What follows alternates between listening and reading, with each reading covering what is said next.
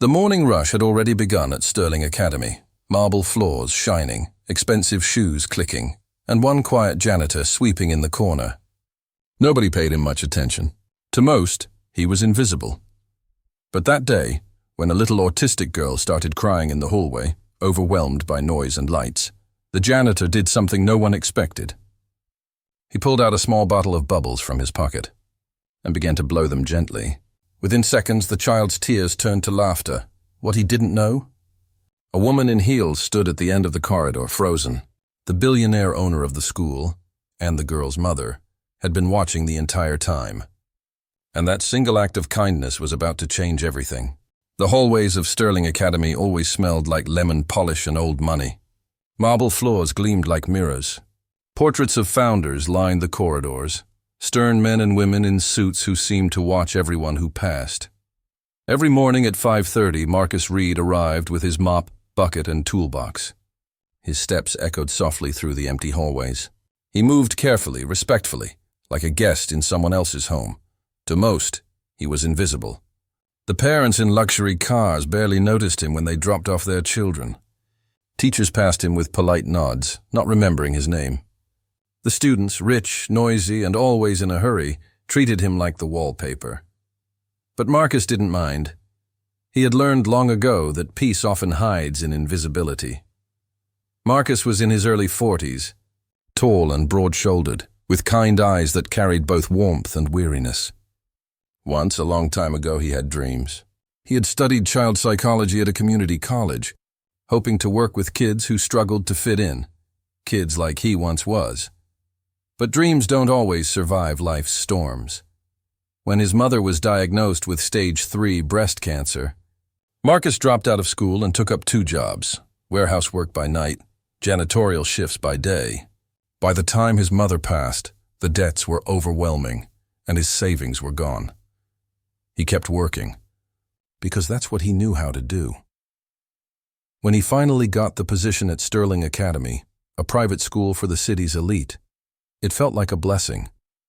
He didn't make much, but the hours were steady, and the students were mostly respectful. He liked the quiet moments, the smell of books in the library, the echo of basketballs in the empty gym, the early morning sun lighting the staircases gold, and he liked to leave small kindnesses wherever he went. If a teacher left her coffee mug behind, he washed it. If a student dropped a bracelet, he left it neatly on their locker handle. He believed that every act of good, no matter how small, had ripples. That morning began like any other. Marcus unlocked the supply closet, put on his gloves, and filled his mop bucket. But when he reached the main hallway, he heard a sound, a soft, rhythmic tapping followed by a hum. It came from a small girl sitting cross-legged by the lockers, her school bag beside her. She was tapping the floor with her fingers, over and over, her lips moving silently to some private rhythm. Her eyes were distant, focused on something beyond this world. Marcus slowed his pace. He recognized that look. The teachers had mentioned her before. Lila Whitmore, 7 years old, bright, but different. Some said she had autism, others said she just needed more discipline. Marcus didn't like how they said it, like she was a problem, not a person. He kept his distance, careful not to startle her. But when the bell rang suddenly, loud and sharp, Lila flinched violently. Her hands flew to her ears. Her breathing quickened, and tears started spilling from her eyes. Marcus froze. He looked around for a teacher. No one. He knelt slowly, his voice soft and steady. "Hey there, sweetheart." "It's okay. The noise is gone now." She didn't answer, just rocked slightly, still covering her ears. He looked at her trembling hands, then reached into his cleaning cart. There, among brushes and rags, sat a small bottle of bubbles, one he'd kept since his days volunteering at a children's home. He always carried it, just in case. "You like colors?" he whispered. No response, so he blew. One bubble floated into the air, glimmering, spinning, reflecting the hallway lights. Then another. Lila peeked through her fingers. Her tears slowed. She reached out, touching the air as a bubble landed softly on her sleeve and popped. Her lips parted into a small, shaky giggle. Marcus smiled. That's better, isn't it? She nodded faintly. By the time the next bell rang, she had stopped crying completely. Marcus stood, gave her a gentle nod, and continued down the hall as though nothing had happened. But for Lila, something had happened. For the first time in a long time, the world didn't feel so loud, or so scary. Days passed, and a new routine quietly formed. Every morning, Marcus would walk past the first-grade corridor before the bell rang. He'd glance toward the lockers.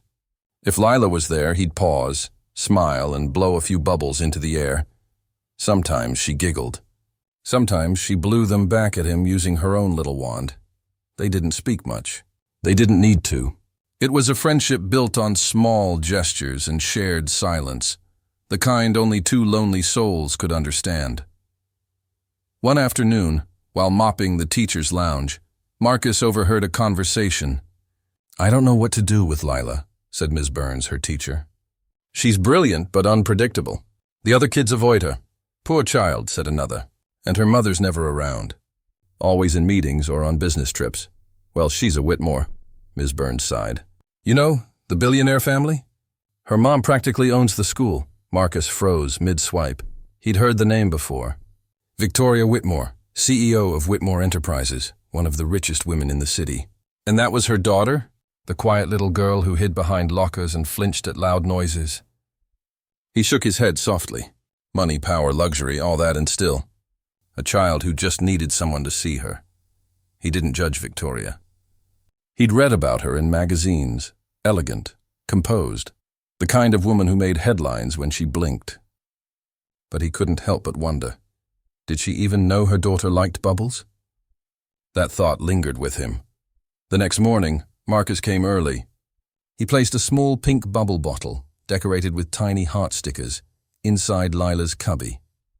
No note, no name. Later, from the end of the hallway, he watched as she found it. Her face lit up like sunrise. She looked around, spotted him near his mop bucket, and smiled knowingly. He smiled back, pretending not to know anything. But in Sterling Academy, nothing stayed hidden forever, the staff began whispering. Some found it sweet. Others called it inappropriate. One teacher even told the principal that the janitor seemed too familiar with one of the students. The principal, Mr. Givens, called Marcus into his office. "Marcus," he said carefully, "some staff have noticed your interactions with a student named Lila Whitmore." Marcus stiffened. "Yes, sir. She gets anxious sometimes. I only try to help calm her down. I understand your intentions, but parents might not. You need to be careful. We can't afford misunderstandings here." Marcus nodded slowly. "Understood, sir." But inside, he felt a pang of sadness. He had done nothing wrong, only tried to bring a little comfort to a child who clearly needed it. But the world didn't always see kindness clearly, especially when it came from someone like him, a black janitor in a school for the rich and powerful. That evening, as he locked up the gym, Marcus found Lila waiting by the door. "You're not blowing bubbles today," she said softly. He smiled sadly. "Not today, sunshine. Maybe tomorrow." Her face fell. "Did I do something bad?" His heart ached. "No, baby girl. Not at all." He knelt down and looked her in the eyes. "Just remember, whenever things get loud, you can make your own quiet, okay?" She thought for a moment, then whispered, "With bubbles?" He chuckled. "Yeah, always with bubbles." That night, Marcus walked home through the city lights. He lived in a small apartment, paint peeling, pipes groaning, but it was his. He sat by the window, looking out at the skyline, the skyscrapers glowing like stars. Somewhere out there, in one of those tall towers, was Victoria Whitmore, a woman who had everything. And here he was, a man who had almost nothing, except peace, purpose, and a little bottle of bubbles that made one child smile. And somehow, that felt like enough. But fate had plans of its own. The following week, during lunch hour, the cafeteria was chaos. The noise bounced off the walls, kids shouting, trays clattering. In the corner, Lila sat covering her ears, trembling. Her teacher tried to calm her, but the panic kept building until she dropped her tray. Food splattering across the floor. Everyone stared. The teacher raised her voice, trying to regain control, but it only made things worse. Lila began to scream, loud, raw, desperate. Marcus, who had been mopping the nearby hallway, dropped his mop and rushed in. "It's okay, little Miss Bubbles," he whispered, kneeling beside her. "I'm here." He reached into his pocket and pulled out the bubble bottle. He blew softly, and the air filled with shimmering spheres. Lila's screams faltered. Her breathing slowed. Her small hands reached out, touching the air, her tears dissolving into laughter. The entire cafeteria fell silent. Marcus smiled gently. "See, the world's still full of color," Lila nodded, resting her head on his shoulder for a moment. What neither of them saw, what no one noticed, was the tall woman standing by the doorway, frozen, Victoria Whitmore. Her eyes widened as she watched her daughter's meltdown fade into calm. Not because of her teachers, not because of the medication, but because of the school janitor with a bottle of bubbles in his hand. She didn't move, didn't speak. Tears filled her eyes, tears she hadn't shed in years. For the first time she saw something she hadn't realized her wealth had blinded her to. Her daughter didn't need perfection. She just needed someone who understood her silence, and the man who did was the one she'd never even noticed before. The silence that followed Victoria Whitmore's entrance into the cafeteria could have shattered glass. Her heels clicked sharply across the polished floor, every stride heavy with authority. The teachers straightened, whispering apologies they didn't dare voice aloud. Marcus didn't notice her at first. He was kneeling beside Lila, still blowing bubbles, his voice low and calm, the kind of voice that steadied storms. But when the children began to part like a wave, and the room fell deathly still, he turned and saw her. Victoria Whitmore. In person, she was even more striking than her photographs. Tall, graceful, with sleek hair pinned in a perfect chignon and a tailored cream suit that screamed elegance. Her expression, though, was unreadable, half disbelief, half outrage. "What," she said slowly, "is going on here?" The teacher hurried forward. "Mrs. Whitmore, I didn't expect you." "We had a small incident, but Mr. Reed.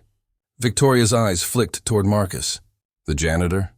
Marcus rose to his feet, wiping his hands on his uniform. "Ma'am," he said quietly, "your daughter was upset. I was just trying to—" "You were just trying to what?" she interrupted sharply. "Comfort my daughter? With bubbles?"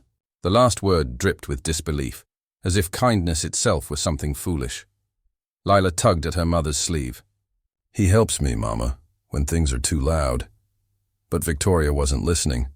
She looked around at the watching students, the staff, the phones discreetly recording. Her image, her reputation, was everything. And right now, the scene looked bad, her daughter clinging to a janitor in the middle of the cafeteria. "Lila, go with your teacher," she said firmly. Lila's face crumpled. "But Mama—" "Now, Lila." Marcus took a small step back, hands raised slightly, palms open. "I didn't mean any harm, ma'am. Enough," she said coldly. "I'll handle this." The teachers hurried to escort Lila out as she called back, "He's my friend. He makes the colors." The words hit the room like a tremor. Victoria turned sharply toward Marcus. "My office now." Victoria's temporary office at the academy was all glass and silence. She sat behind the desk, every movement precise and controlled. Marcus stood opposite, feeling the weight of judgment settle on his shoulders like dust. "How long have you been interacting with my daughter?" she began. "About a month," Marcus said softly. "Only when she gets overwhelmed. She doesn't like noise. The bubbles help her focus." Her eyes narrowed. "And you think that's your responsibility? You're employed to clean floors, not—" He met her gaze calmly. "With respect, ma'am, I saw a child in distress." I wasn't about to walk away. There was no arrogance in his tone, only quiet conviction. Victoria leaned back in her chair, crossing her arms. "Do you have children, Mr. Reed?" He hesitated. "No, ma'am." "Then you can't understand what it's like to protect them, especially when strangers involve themselves." Marcus nodded slowly. "Maybe not. But I do know what it's like to be that child, scared and ignored." Something flickered across her face, a crack in the marble. But it vanished as quickly as it came. "I'll be speaking with the principal," she said curtly. "This behavior isn't appropriate," he swallowed, trying to stay composed. "I understand," She dismissed him with a nod. That will be all. That evening, Marcus packed his cleaning supplies in silence. He'd seen this before. Good intentions twisted into suspicion. He didn't resent Victoria. He understood fear. But as he walked through the empty hallways, past the laughter and chatter that had long faded, he felt something sink inside him. Not anger, but disappointment. He'd thought kindness would always speak for itself. He was wrong. The next morning, the principal called him in. "Marcus," Mr. Givens said with a sigh, "Mrs. Whitmore filed a formal complaint.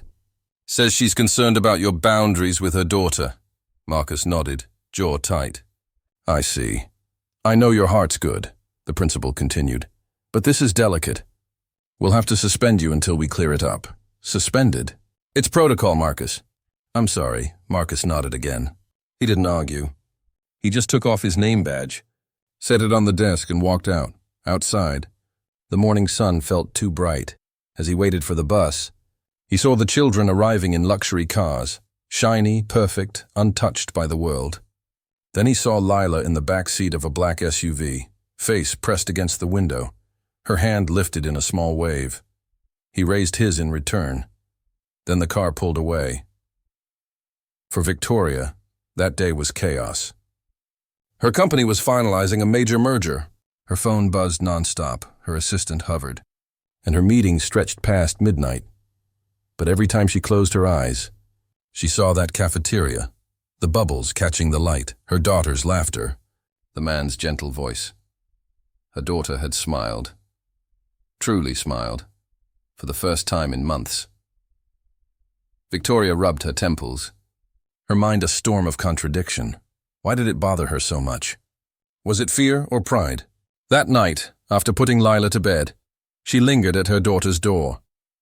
The child slept peacefully, a small bubble wand clutched in her hand. Victoria felt something twist inside her chest. She walked into the living room, poured herself a glass of wine, and sank onto the couch. The house was silent, vast and lonely, like a museum of success. Her gaze landed on a framed photo of her late husband. He had been warm, patient, the opposite of her. He died when Lila was 2, leaving her to raise their daughter alone. Since then, work had become armor. She whispered to the empty room, "Am I protecting her? Or just hiding?" The next day, she went to the school unannounced. She told herself it was to check on Lila, but deep down, it was something else. Guilt, curiosity. She found Marcus outside, quietly sweeping fallen leaves near the gate. He hadn't shaved. His uniform looked older, worn. He didn't look surprised to see her. "Mrs. Whitmore," he said, voice steady. "Didn't expect you." "I wanted to talk," she replied, folding her arms. "I thought you already said what you needed to. I may have misjudged the situation," she admitted slowly. He raised an eyebrow. "May have?" She exhaled. "I was wrong." The words seemed foreign on her tongue. "I saw you calm her," she continued, her voice softer now. "You did what none of us could. Even her therapists struggle sometimes." Marcus nodded quietly. "She's got a beautiful mind, ma'am. Just needs someone to see it without trying to fix it." Victoria studied him, really seeing him for the first time. "The tired eyes, the scars of hard years, the dignity in his posture? Why bubbles?" she asked. He smiled faintly. "When I was a kid, I couldn't handle loud places either. My mama used to blow bubbles to distract me. Said they reminded me that everything, even fear, eventually floats away." Victoria felt tears sting her eyes. "Your mother was wise. She was strong," he said softly. "Stronger than I ever gave her credit for." For a moment they stood there, two very different worlds colliding quietly under the morning sun. But word of Victoria's visit spread quickly. The staff began gossiping again, only this time with a different edge. "Did you hear? Mrs. Whitmore came to see the janitor personally. Maybe she realized he wasn't wrong, or maybe there's more to the story." The rumors irritated Victoria, but she didn't care. Something about Marcus's humility lingered with her. That afternoon she called the principal. "Mr. Givens," she said crisply, "please reinstate Mr. Reed immediately." He hesitated. "Are you sure, ma'am?" After the complaint, I said immediately. Marcus returned the next day. The children greeted him with waves. Some even clapped.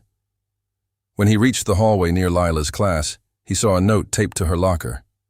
Crayon letters read, "For Mr. Bubbles, thank you for seeing me." He smiled, touched. Layla appeared from behind the door, grinning. "Mama said you can blow bubbles again."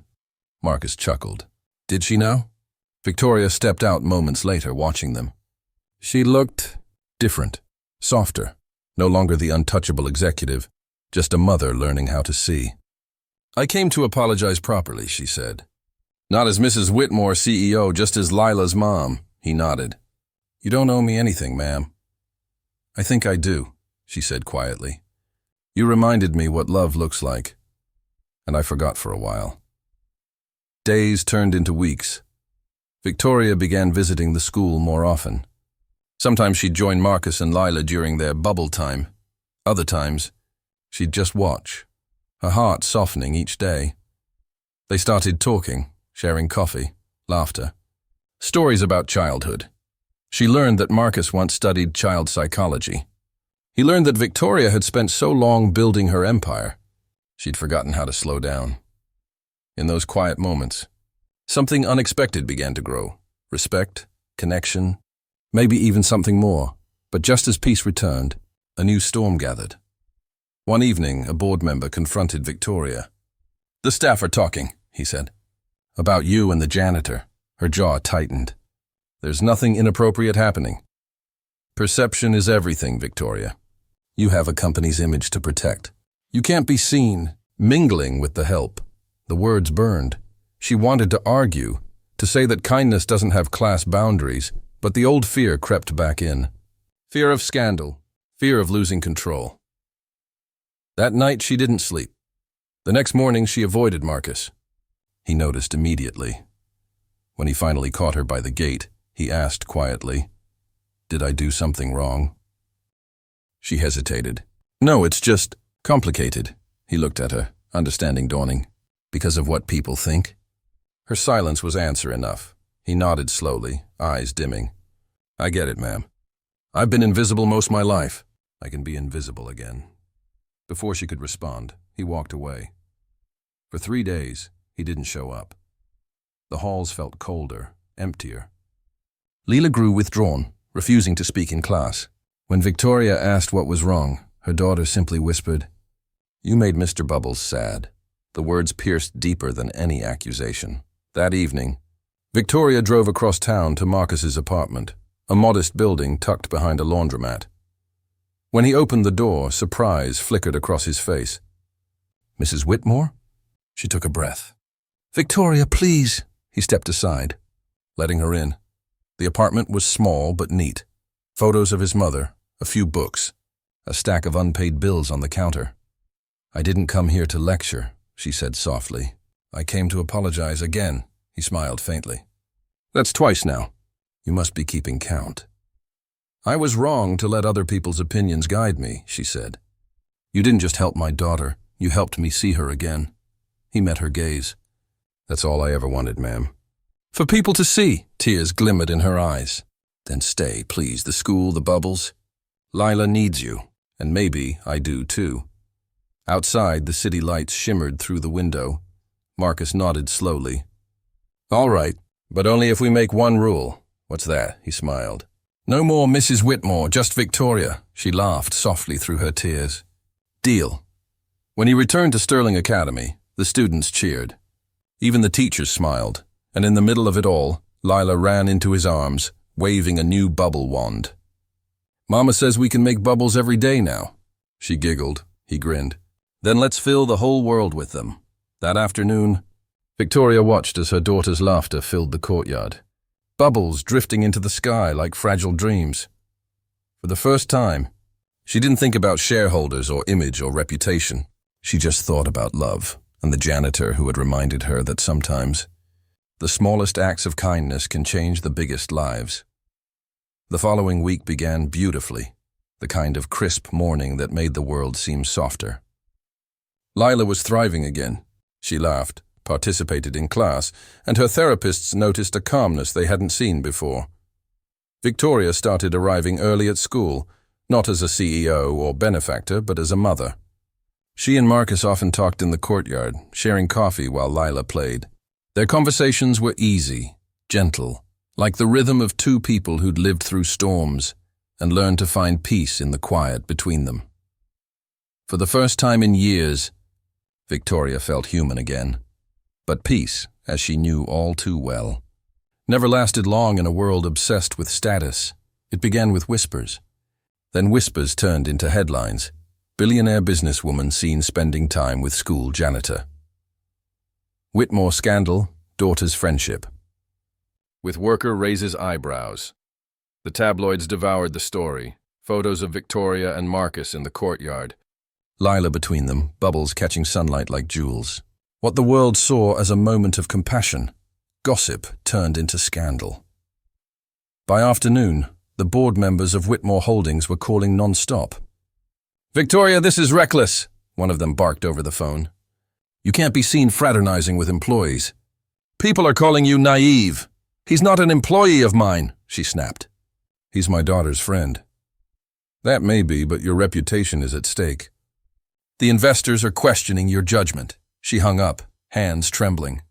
Her phone buzzed again, a new headline flashing across her screen. "The billionaire and the janitor.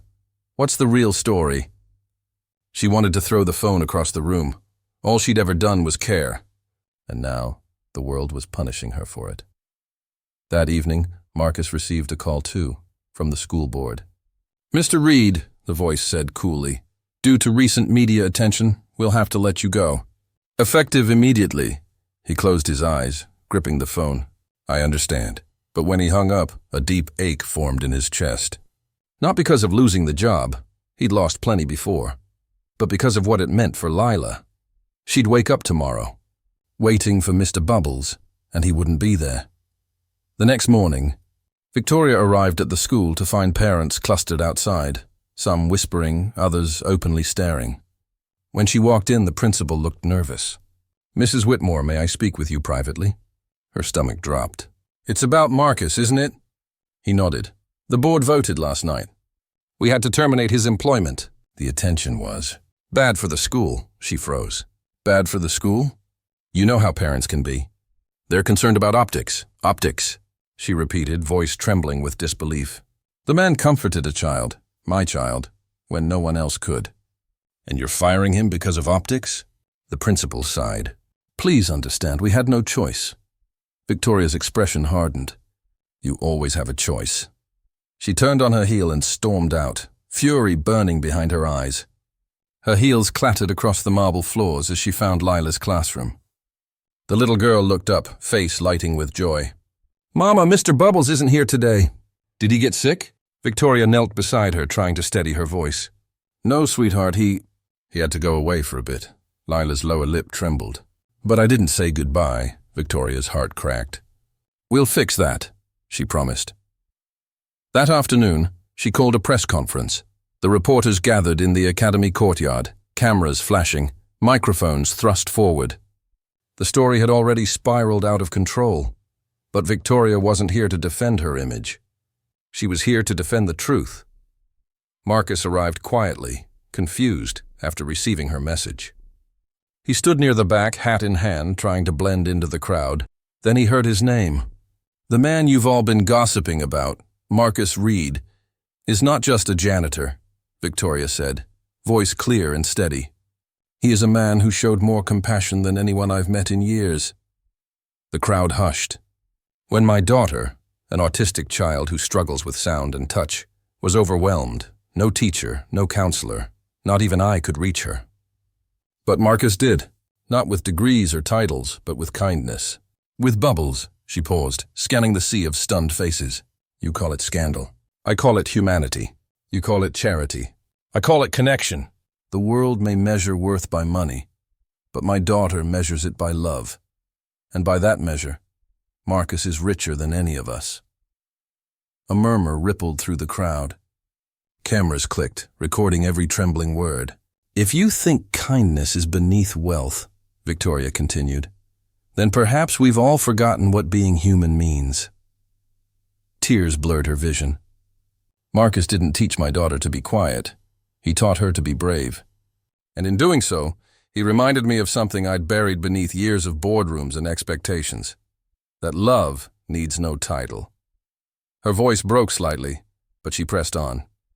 So, if the world wants a headline, here's one. A janitor saved a billionaire's heart. The courtyard went silent. Then, slowly, someone began to clap. Then another. Then dozens. Within seconds, applause filled the air. Thunderous, raw, unstoppable. Marcus stood frozen, eyes wide, emotion swelling in his chest. He'd spent his whole life unseen. Now, for the first time, someone had seen him. After the conference, Victoria found him standing under the old oak tree near the parking lot. "You didn't have to do that," he said softly. "Yes, I did," she replied. "You saved my daughter, Marcus. And maybe you saved me too," he smiled faintly. "You didn't have to risk everything for me." She looked at him, eyes glistening. "What's the point of everything? The money, the power, if I can't stand up for what's right?" He exhaled, shaking his head in disbelief. "You're something else." "Victoria, maybe," she said, smiling faintly. "But I think you've always known that about me."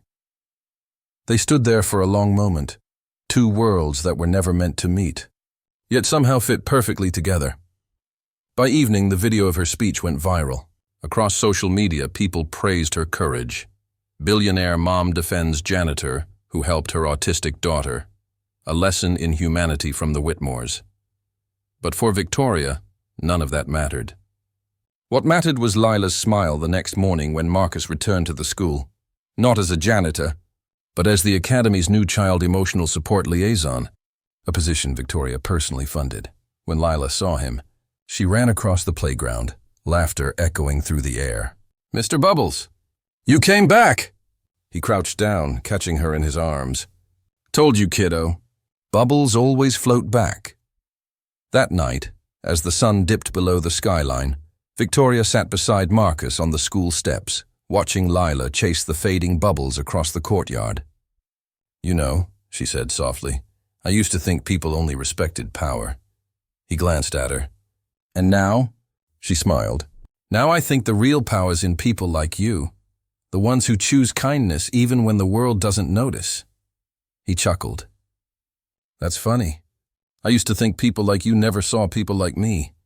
She looked at him, eyes shining. "Then I guess we were both wrong." For a long moment, neither spoke. The air was thick with unspoken gratitude, mutual respect, and something gentle, something like love. Then Marcus reached into his pocket, pulled out a small bubble wand, and blew a single shimmering bubble into the twilight.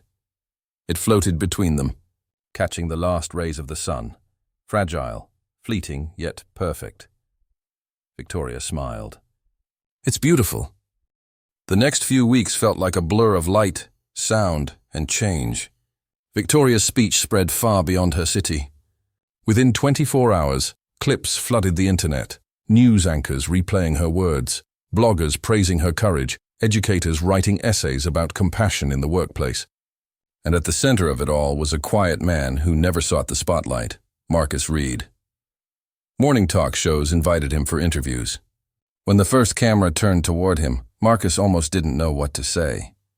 "I'm just a man who wanted a little girl to smile," he said simply. The host smiled. "You did more than that, Mr. Reed. You made the world pause." His humility disarmed everyone. He didn't lecture, didn't moralize, he just told stories. Stories about forgotten workers who cleaned offices after midnight, about children who needed patience more than pity, about how the smallest gesture could heal a heart bruised by the world's noise. Each word came from lived truth, and people listened. Meanwhile, Victoria withdrew from her boardroom life for a while.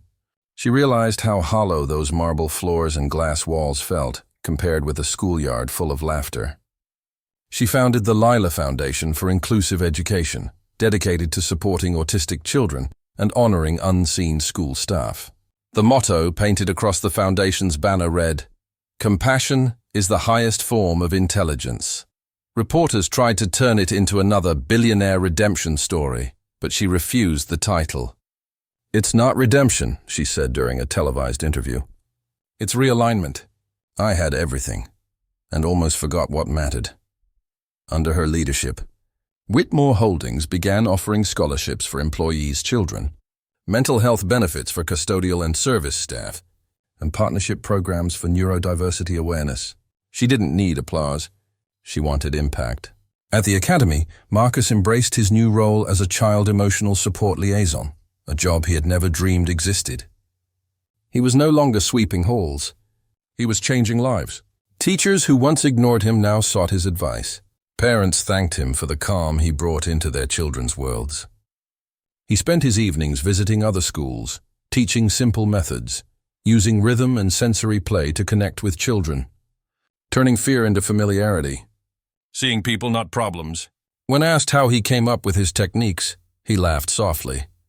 "You learn a lot about people when you've spent your life cleaning up after them." Lila's progress astonished everyone. The once silent girl began speaking more, expressing herself with colors and music. She carried a small bottle of bubbles everywhere, calling them happy air. Every time she blew one, she'd whisper, "This one's for Mr. Bubbles." Her therapists said she was thriving beyond expectation, her anxiety fading, her confidence blooming. One day, Victoria overheard her daughter say something that made her eyes sting. "Mommy, bubbles are like people. You can't hold them too tight or they pop." The movement grows. Months passed, and what began as a viral story turned into a quiet movement. Across the country, schools organized kindness days, honoring custodians and staff. Children wrote letters, drew portraits, and shared stories of the people who made them feel safe. A university invited Marcus to speak at a commencement ceremony. Standing before a sea of graduates in caps and gowns, he spoke softly. No script, no polish, just heart. "You'll walk into a world that tells you success means rising above others," he said. "But the truth is, success is when you can lift someone up without asking what they can do for you." The crowd rose in a standing ovation. Victoria watched from the front row, her hand resting over her heart. Lila sat beside her, blowing bubbles that drifted toward the stage like blessings. Media outlets began re-evaluating their tone. Where headlines once mocked, they now celebrated empathy. An editorial in a major newspaper read, "Maybe the lesson isn't about a billionaire or a janitor. Maybe it's about what happens when we stop seeing roles and start seeing souls." Corporations started sponsoring inclusion programs. Communities built sensory-friendly playgrounds named Lila Gardens. And every time a teacher used bubbles to calm a child somewhere deep inside, Marcus smiled. One late afternoon, months later, Marcus visited the foundation office. Victoria was there, surrounded by files, blueprints, and exhausted joy. "You're working too hard," he teased, leaning against the doorframe. "Says the man who built 3 after-school programs in 2 months," she replied. They laughed, the sound easy, familiar. "You ever think," he said, "how something so small started all this?" "A bottle of bubbles," she smiled. "Who knew?" "Guess it's proof you don't need money to make a difference." She met his gaze. "And you don't need power to be powerful." For a heartbeat, the world around them went still, filled only with the hum of possibility. By the first anniversary of that unforgettable day, the Academy hosted a celebration. Students, parents, and teachers gathered in the courtyard. A mural covered the brick wall, painted by the children. It showed a brown-skinned man blowing bubbles that turned into stars, each one carrying words like kindness, respect, equality, hope. At the bottom was a quote from Victoria. "Greatness isn't about being above others. It's about reaching down when the world looks away." Marcus stood quietly before the mural, hands in pockets, eyes shimmering. "Looks like they gave me wings," he murmured. "You earned them," Victoria said beside him. "We all did," he corrected softly. "Every person who chose kindness instead of judgment." They looked up together as Lila ran past, laughter echoing, bubbles rising into the gold-washed sky. When the cameras stopped rolling and the world moved on, the story remained, whispered in classrooms, quoted in speeches, remembered in hearts. Because it wasn't about wealth, It wasn't about scandal or redemption. It was about how one act of compassion, one man kneeling to help a frightened child, could ignite a chain reaction of understanding across the world. The janitor didn't become a hero because someone rich noticed him. He became one because he reminded everyone that dignity doesn't depend on status, but on the way we treat each other when no one's watching. They said bubbles fade fast, Marcus once told a group of children, holding a wand to the sunlight. But I've learned something. The moment might burst, but what it teaches you, that kindness is air we all breathe, that lasts forever. He blew a single bubble into the wind. It drifted upward, reflecting light in every color imaginable, floating toward a skyline that had finally learned to look up. And somewhere a mother and her daughter watched, smiling, free and finally seen.